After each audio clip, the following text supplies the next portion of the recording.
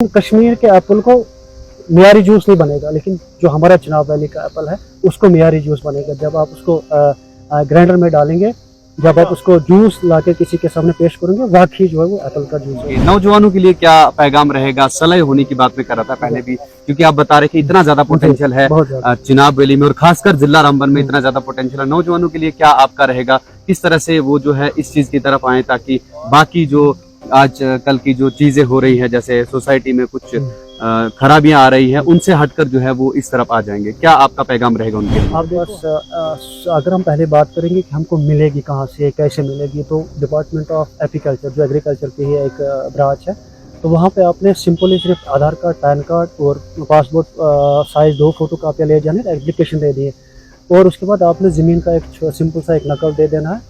वहाँ से आपको बी कॉलोनी जो एक यूनिट है 35 बी कॉलोनीज पे मुश्तमिल होता है, वहाँ से आपको 80% सब्सिडी पे मिल सकता है।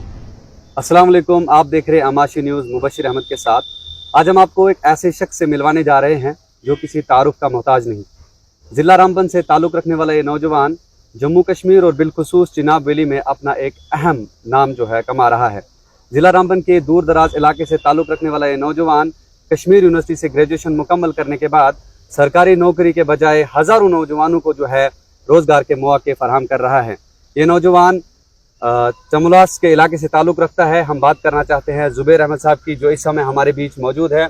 अस्सलाम वालेकुम ज़ुबैर साहब, बहुत बहुत शुक्रिया वक्त देने के लिए। वालेकुम सलाम, अस्सलाम वालेकुम, आपका बहुत बहुत शुक्रिया। सर, पहला सवाल मेरा आपसे ये रहेगा कि जिस तरह से आप फार्मिंग में इतना इनकलाब आपने बर्पा किया है, मैं आपसे पूछना चाहता हूँ कि सरकारी नौकरियों से ज़्यादा आप जो है फार्मिंग में तरजीह दे रहे हैं, फार्मिंग को जो है ज़्यादा तरजीह दे रहे हैं, इसके पीछे क्या ख्यालात आपके हैं कि आप ज़्यादा तरजीह इसको दे रहे हैं? सबसे पहले मैं आपका शुक्रिया अदा करता हूँ कि आपने मुझे अपने चैनल पे बुलाया और इस हसास मौजू के ऊपर मुझे गुफ्तगू करने का मौका दिया। तो अगर हम देखेंगे, अगर हम नौकरी या कोई भी कारोबार करते हैं, वो हम महज इसलिए करते हैं ताकि हम खुशहाल रहे, हमारा घर खुशहाल रहे। तो सरकारी नौकरी अगर हम करते हैं, वहाँ से हमें सैलरी मिलते हैं, हम अपने बाल बच्चों को या बाकी जो हमारी रोज़मर्रा की ज़िंदगी है उसको गुजारने के लिए हमारे पास एक बेहतरीन ज़रिया होता है। लेकिन फार्मिंग भी किसी से कम नहीं है जी। अगर हम फार्मिंग की तरफ जाते हैं, वहाँ पे भी आपको यही रोज़गार, बल्कि इससे भी अच्छा रोज़गार मिलता है। वहाँ आप यहाँ आप सरकारी नौकरी में सिर्फ एक बंदा अगर एक रोज़गुज़ार उसको मिलता है, तो बाकी वो 10 फैमिलियाँ उसके पीछे होती है। लेकिन यहाँ आप तो फार्मिंग से हज़ारों लोगों को एक कारोबार देते हैं, उनको समझाते हो, सिखाते हो, और साथ में 10 के 10 फैमिली मेम्बर जो है आप फार्मिंग करते हो। और जो फार्मिंग है, फार्मिंग में कभी ये गरीब नहीं होती है। फार्मिंग दिन ब दिन जो है बढ़ती जा रही है। अगर किसी भी हम देखेंगे, किसी भी कोई भी आप काम करते हो तो उसमें ज़वाल आ सकता है, लेकिन फार्मिंग दुनिया का वाहिद एक ऐसा काम है, इसमें ज़वाल नहीं, बल्कि आप जो है अप हो जाओगे, दिन ब दिन अप हो जाओगे। तो इसलिए मैं भी अक्सर नौजवानों को ये कहता हूँ कि आप जो है इस टाइम अगर हम देखेंगे सरकारी नौकरी के पीछे अक्सर हम जो हमारी भाग दौड़ होती है, लेकिन हमारे आसपास में जो ज़राए, हमारे आसपास में इतना जो पोटेंशियल है, अगर हम इसको अच्छी तरीके से यूज़ करेंगे, मुझे लगता है मतलब हम ही खुशहाल नहीं होंगे, या मैं सिंगल खुशहाल नहीं होगा, मेरी फैमिली ही नहीं बल्कि मेरा तहसील और मेरी स्टेट, मेरी जो कंट्री है वो खुशहाल होगी। जी बिल्कुल, बहुत साफ लफ्ज़ों में आपने बयान कर दिया कि क्यों आप ज़्यादा अहमियत ये फार्मिंग को दे रहे हैं एज कम्पेयर टू सरकारी नौकरी। सर, दूसरा सवाल मेरा ये रहेगा आपसे कि हमारा जो इलाका है एलिवेशन और टोपोग्राफी के हिसाब से वो बहुत मुख्तलिफ है। आप बात करें कश्मीर वैली की या फिर पंजाब या बाकी प्लान एरिया की, वहाँ के हिसाब से जो है एलिवेशन और टोपोग्राफी के हिसाब से थोड़ा अलग है। आपने इतनी ज़्यादा वैरायटीज यहाँ पे पैदा की, क्या इसका पोटेंशियल पूरे बानीहाल में है या फिर आपके चमलवास में ही है ये? सबसे पहले मैं आपको कहूँगा कि जब मैंने स्टार्ट की थी फार्मिंग, तो मैं अक्सर यूट्यूब उस पर वीडियो देखता था, और यूट्यूब एक लामहदूद है, मतलब ये पूरे दुनिया को आप इसमें देख सकते हो। तो मैंने सोचा, जब मैं फॉरेन वीडियो देखता था तो वहाँ पे हमारी टोपोग्राफी, यही क्लाइमेट, यही एलिवेशन, तो मैंने सोचा क्यों ना अपने इलाके में इसको ट्राई किया जाएगा। तो फिर जब मैंने ट्राई किया तो अल्हम्दुलिल्लाह वो सब चीज़ अल्लाह के फज़ल करम से आपके सामने है। तो अगर दूसरी जो आप कह रहे हो कि हमारी जो टोपोग्राफी है ये कश्मीर के बराबर है या शिमला से मिलती जुलती है, मुझे लगता है नहीं ये शिमला से मिलती है, ना कश्मीर से मिलती, बल्कि इसको अल्लाह ताला ने एक मुनफरिद मकाम दिया, अपनी अलग ही एक टोपोग्राफी है। यहाँ डिस्ट्रिक्ट रामबन की जो हाइट है, कुछ एरियाज में यह मतलब सतह समंदर से ऊपर की अगर हम बात करेंगे, यहाँ 2500 फीट से 12-13 हज़ार फीट तक आपको एलिवेशन मिलेगी। और जितनी ज़्यादा एलिवेशन यानी मतलब यहाँ से ऊंचाई तक हमें एलिवेशन मिलती है, यानी कि हम तरह तरह की वैरायटियों को यहाँ पे तैयार कर सकते हैं। यहाँ आपको मतलब 2-2,500 में नीचे जो हमारा एरिया है, वहाँ जैसे आपको गर्मी के इलाकों में जो फल फ्रूट हमारा पाया जाता है, जैसे हमारा केला है, पपाया है, कोकोनट है, इसके अलावा बहुत सारी। थोड़ा ऊपर आ जाओगे आप तो फिर आपको सेब वगैरह आ जाता है। थोड़ा इससे ऊपर चले जाओगे आप हरबूज बहुत ज़्यादा कर सकते हैं। तो ये ऊपर वाले की तरफ से हमें एक गिफ्ट है। खासकर मैं डिस्ट्रिक्ट रामबन चनाब वैली की बात करूँगा, या उधमपुर वगैरह पुंछ राजौरी जो है, ये अल्लाह ताला ने हमें गिफ्ट किया है। अगर हम कश्मीर की बात करेंगे, वहाँ फार्मिंग और यहाँ की फार्मिंग में फ़र्क, वहाँ सेब बनेगा तो मतलब एकदम दुनिया का मतलब टॉप सेब वहाँ पे बनता है, लेकिन वहाँ पे जड़ी बूटियाँ नहीं बनती है। वहाँ पे सुलह होने आपको नहीं मिलेगा, वहाँ को आपको इस किस्म की राजमा बाकी सब्जियाँ देखने को नहीं मिलेगी। तो यहाँ की टॉपोग्राफी को अगर आज का नौजवान सही तरीके से इस्तेमाल करेगा, वो हज़ारों नहीं बल्कि लाखों रुपया कमाएगा भी, और अपने इलाके का नाम जो है उसको एक्सप्लोर भी करेगा और लोगों के सामने भी वो लाएगा। जैसे आपने अभी सलई होनी और राजमाश की बात की, हाल ही में ही जो है जीआई टैग मिला है इन दोनों प्रोडक्ट्स को जम्मू कश्मीर से, तो इसका कितना एक पोटेंशियल है, खासकर चिनाब वैली की अगर बात करें, हम बानीहाल की बात करें, जिला रामबन की बात करें, तो नौजवानों को किस तरह से आप इसकी तरफ रागिब करना चाहते हैं? आप क्या कहना चाहते हैं नौजवानों को कि कितना एक पोटेंशियल है इसमें? सबसे पहले ये तो हमारी खुशकिस्मती है कि पूरे वर्ल्ड में डिस्ट्रिक्ट रामबन को जीआई टैग मिलना, वो सुलह होने को लेकर, और राजमाश को भद्रवा हमें मिला। तो अगर हम सुलह होने की बात करेंगे, मतलब हमारा फार्मर जो पहले 300-400 रुपए का 1 kg सुलह होनी बेचता था, लेकिन वही फार्मर आज हमारा 15, मतलब इसकी कीमत ही नहीं है, 1500 भी जा सकता है, 2000 भी, 2500 भी जा सकता है। अगर इंटरनेशनल मार्केट में चले जाएंगे, हो सकता है उससे भी ज़्यादा वहाँ पे इसका रेट आ सकता है। अगर हम पोटेंशियल की बात करेंगे, यहाँ पे सुलह होना जो है, इसका पोटेंशियल कितना है। मैं खुद नेचर लवर हूँ, मैं खुद पहाड़ों पे जाता हूँ, मेरी अपनी एक रिसर्च है, मैं सब लोगों के साथ जुड़ा हूँ। तो मुझे लगता है अगर यहाँ पे जैसे डिपार्टमेंट ऑफ एग्रीकल्चर, जिसमें एपीकल्चर आता है, उन्होंने एक बार एक नोटिफिकेशन निकाली थी, एक बार उन्होंने इसके बारे में दिया था कि हमारे डिस्ट्रिक्ट रामबन में अभी तक सिर्फ 35,000 बी कॉलोनीज, मतलब लोग जो पाल रहे हैं उनको, लेकिन उन्होंने कहा था कि पोटेंशियल 2 लाख होनी बी कॉलोनीज का है। 2 लाख का 2 लाख, और ये जो है ये रोज बरोज बढ़ता जा रहा है। मुझे लगता है 2 लाख से भी ये तजावुज कर जाएगा। तो ये हमारे पास एक बहुत बड़ा सोर्स है। एक तो जियो टैग भी मिल गया, दूसरे अगर हम अपनी राजमाश की बात करेंगे, यहाँ पे खासकर हम अपने ऑर्गेनिक प्रोडक्ट्स को तैयार करते हैं, तो भद्रवा के साथ साथ में हमारे बानीहाल में भी इसको बड़े पैमाने पे, या पूरे हम अपने जो चनाब वैली का एरिया उसमें हम सही तरीके से इसको बना सकते हैं। और सबसे बड़ी बात जो है, ये ऑर्गेनिक वे में हम बनाते हैं। हम कहेंगे जो 4-5-6 हज़ार से ऊपर जो भी वैरायटियाँ बनती है, अक्सर वो ऑर्गेनिक होती है 90%। और खासकर हमारे चनाब वैली का जो भी प्रोडक्ट है, चाहे आप सेब ले लो, अखरोट ले लो, नाशपाती ले लो, मतलब कीवी ले लो, यहाँ का एप्रिकॉट ले लो, पलम पीस ले लो, ये ऑर्गेनिक होता है। और आज के टाइम में, आज जो 5G का दौर चल रहा है, इतनी एडवांस दुनिया चल रही है, तो आज के दौर में लोगों को डिफरेंस हो गया है कि ऑर्गेनिक और इनऑर्गेनिक चीज़ों में थोड़ा सा मैं इसमें बढ़ाऊंगा कि अगर आप बाहर मुल्कों में चले जाएंगे, वहाँ अगर आप सब्जी दुकान पे चले जाते हो, वहाँ लिखा होता है बहुत, ये ऑर्गेनिक है और ये इनऑर्गेनिक है। ऑर्गेनिक आपको 100 रुपये मिलेगा और इनऑर्गेनिक आपको 50 रुपये में मिलेगा। और सिंपल सी मतलब बहुत सारे लोग, कश्मीरी लोग भी इस वीडियो को देखेंगे, मेरे बहुत सारे वहाँ मैं उस्ताद उनका कहूँगा जिनके पास मैंने सीखा है।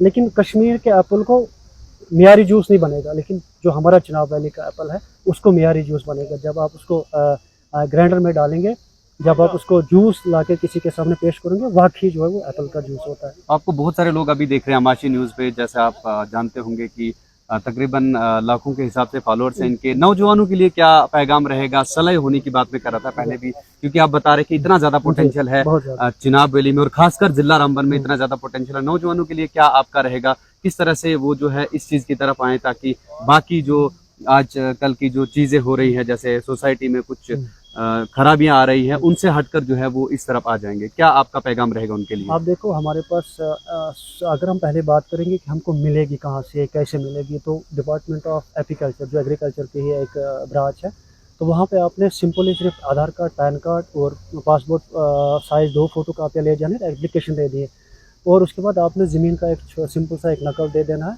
वहाँ से आपको बी कॉलोनी जो 1 यूनिट है 35 बी कॉलोनीज पे मुश्तमिल होता है, वहाँ से आपको 80% सब्सिडी पे मिल सकता है।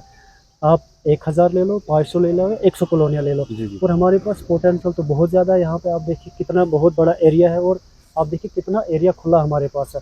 तो यहाँ पे मुझे लगता है हज़ारों के हिसाब से नौजवान हमारे जो है बी कॉलोनी के, मतलब ना इस मखीर के ऊपर बी कॉलोनी रख सकते हैं और वहाँ से अपना अच्छा खासा रोजगार रोजगार कमा सकते हैं। जी, अभी आप यूएन नेशन के तर्ज अमल पर काम कर रहे हैं, जिस तरह से फॉरेस्ट फ्रेंडली इन्वायरमेंट आप बना रहे हैं, इको सिस्टम को बैलेंस रख रहे हैं, आप इन्वायरमेंट को बैलेंस रख रहे हैं, तो आप हमें बता सकते हैं कि गालिबन आज तक आपने कितने पेड़ पौधे लगाए होंगे जो आप इसको दोबारा हरियाला बनाना चाहते हैं, बिल्कुल हरी भरी जो है आपकी नजरें जहाँ भी जाएं पूरा हरा भरा दिखना चाहिए आपको, उस तरह से आपने कितनी एक मेहनत की होगी अभी तक? ये आपने ज़बरदस्त सवाल किया कि अगर मैं बात करूंगा अपनी पंचायत की, जब हमने शुरू किया था 2021-22 में, तो अपनी पंचायत से ही मुझे बहुत अच्छा रिजल्ट आया। जहाँ से मैं रहता हूँ, जहाँ से मैं बिलोंग करता हूँ, तो वहाँ पे ही मुझे लगता है अभी तक 7-8 हज़ार पौधे अभी तक वहाँ पे लग गए हैं।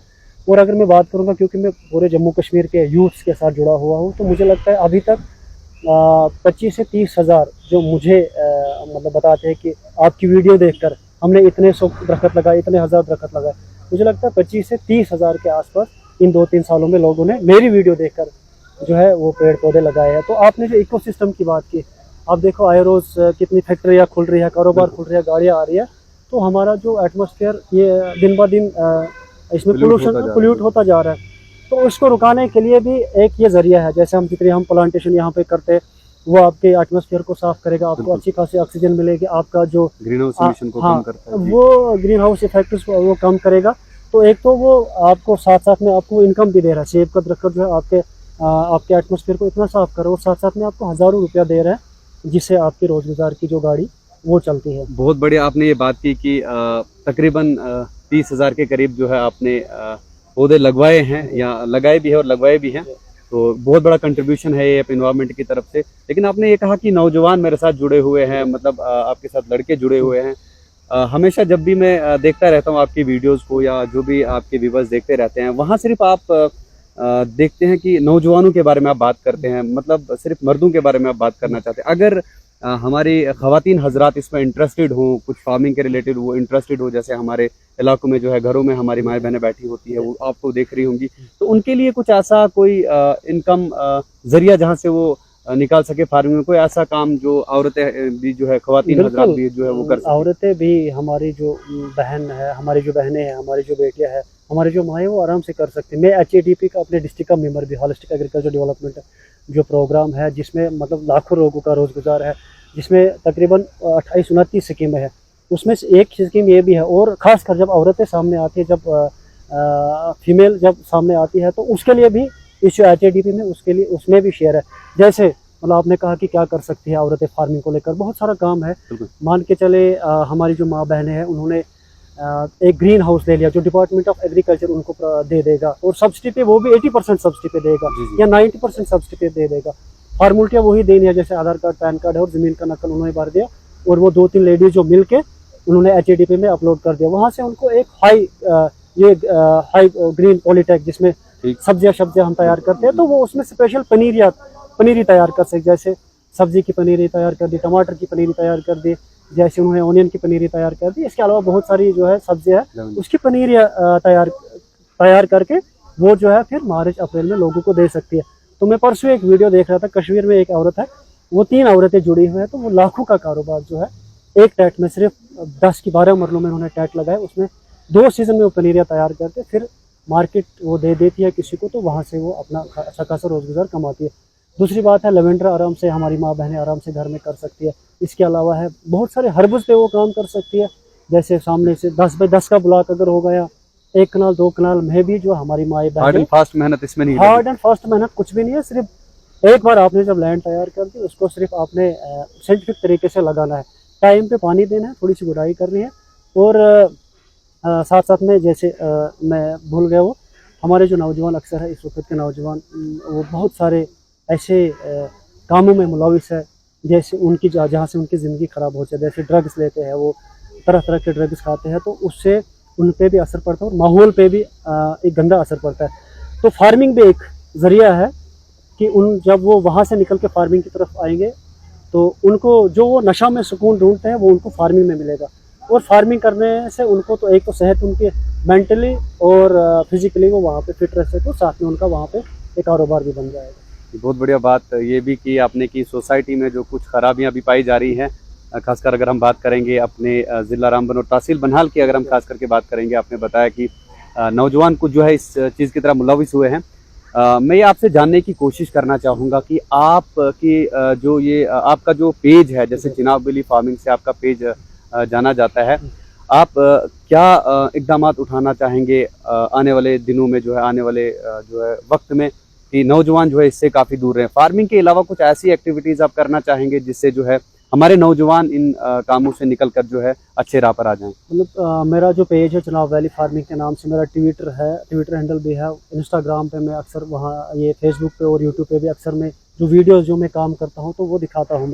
मैं इसलिए दिखाता हूँ ताकि लोग जो है इसको देखकर वो भी आ सकते हैं फार्मिंग की तरफ आराम से। और बहुत सारे लोग, सैकड़ों नहीं बल्कि हज़ारों लोग मेरी वीडियो देखकर जो फार्मिंग की तरफ आए हैं। तो इसके अलावा हमारी एक कोशिश यही रहती है कि जो नौजवान हमारा है वो इन्हीं बुराइयों से बच के अगर कहीं सही ट्रैक पे चले जाता है तो वो हमारे इस मिशन में वो भी शामिल है। अगर आप इस वक्त देखेंगे हमारे मतलब गवर्नर से लेकर एक्सटेंशन ऑफिसर्स तक, हमारे डीसी साहब देखो कितने एक्टिव है फार्मिंग को लेकर, यहाँ ड्रग्स को लेकर, हमारे यहाँ सब डिविजनल मजिस्ट्रेट कितने एक्टिव है इसको लेकर, हमारे तहसीलदार साहब कितने एक्टिव है इसको लेकर।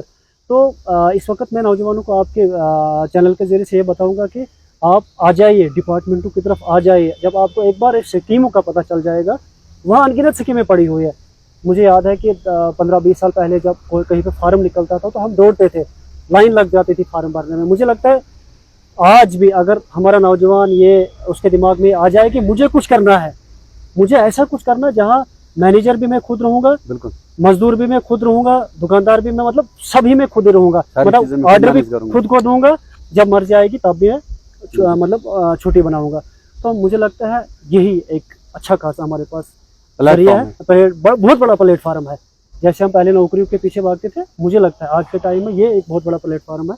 यहाँ पे हम जाएंगे HADP में, जो डिपार्टमेंट हमें स्कीमें तरह तरह की स्कीमें देता है, और वो भी 50% से नीचे आपको कोई भी स्कीम डिपार्टमेंट नहीं देता है। 50%, 60% और 80% तक आपको स्कीमें देता है। वहाँ खुद को आप एंगेज रख सकते हो, और एंगेज रखने के साथ साथ आप वहाँ से पैसा कमा सकते हो। बहुत बढ़िया। तो अभी ये हमारे साथ जुबैर साहब है।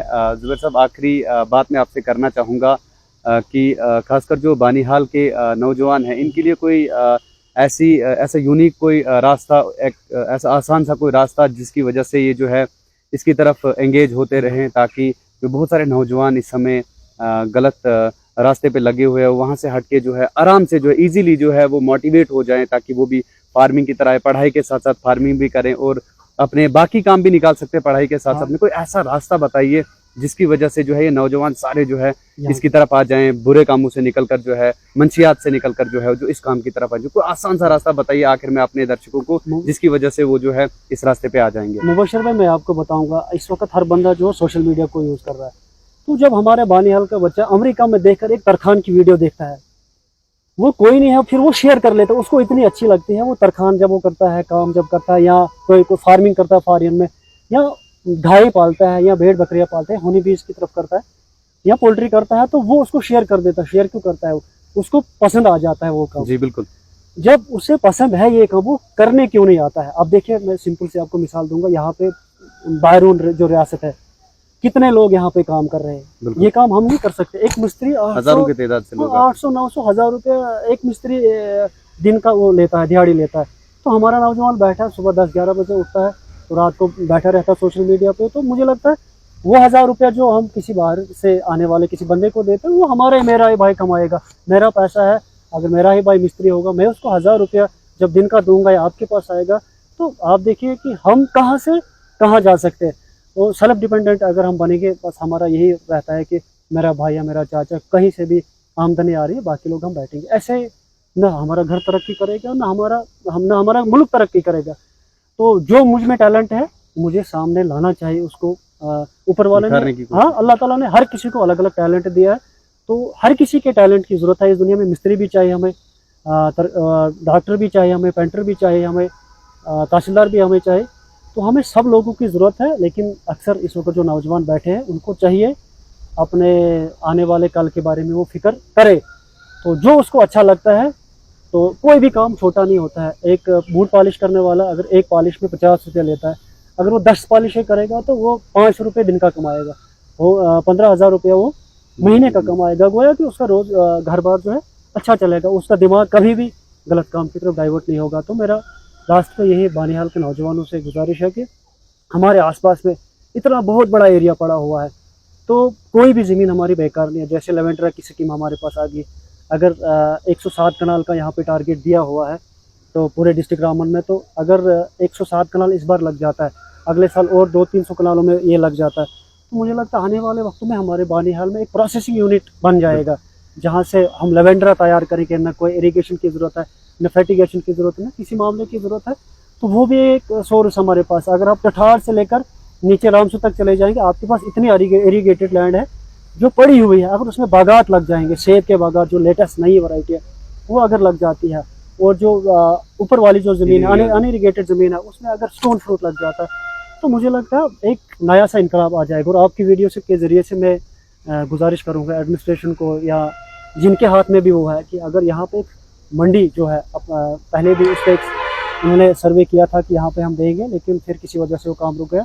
अगर यहाँ पे एक मंडी बन जाती है 4, 5, 6, 10 कनालों में, तो यहाँ के लोग जो है फिर फार्मिंग की तरफ राग़िब होंगे। क्योंकि जब मैं घर में सेब तैयार करूँगा, तो वही सेब जब मैं 800-900 रुपये, 1000 की पेटी अपनी बानिहाल में भेजूँगा, तो मेरा इंटरेस्ट बनेगा। या सब्ज़ी मैं घर में तैयार करूँगा, वहाँ से लाऊंगा बानिहाल मंडी में, क्योंकि बाहर वाले व्यापारी जब यहाँ पे आएंगे, तो हमारे इस इलाके में जो है, हमारे इस डिस्ट्रिक्ट में जो है, हमारे इस डिवीजन में जो फार्मिंग में भी इनकलाब आ जाएगा। बहुत बहुत शुक्रिया। ये थे जुबैर साहब हमारे साथ, जिनने बहुत सारे सवालों का जवाब दिया और बहुत आसान तरीके से उन्होंने समझाया कि किस तरह से नौजवानों को गलत रास्ते से हटाकर हम जो है वो सही रास्ते पे लाएंगे, किस तरह से नौजवानों को मंशियात से निकाल कर जो है फार्मिंग की तरफ राग़िब कर देंगे।